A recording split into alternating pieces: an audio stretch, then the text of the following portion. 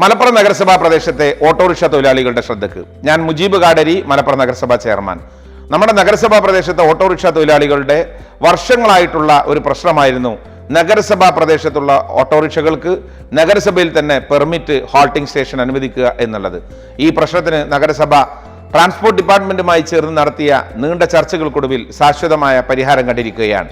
നഗരസഭാ പ്രദേശത്ത് നിലവിൽ ഓടിക്കൊണ്ടിരിക്കുന്ന മലപ്പുറം നഗരസഭാ പ്രദേശത്ത് ഹാൾട്ടിംഗ് സ്റ്റേഷനില്ലാത്ത മുഴുവൻ ഓട്ടോറിക്ഷകളും നാളെ ഓഗസ്റ്റ് 13 ബുധൻ രാവിലെ 11 മണിക്ക് മലപ്പുറം ബസ് സ്റ്റാൻഡിന് മുകളിലുള്ള ബസ് സ്റ്റാൻഡ് ഓഡിറ്റോറിയത്തിൽ വെച്ച് നടക്കുന്ന ഓട്ടോറിക്ഷ പെർമിറ്റ് അദാലത്ത് മേളയിൽ എത്തിച്ചേരണം എന്ന് അഭ്യർത്ഥിക്കുകയാണ്.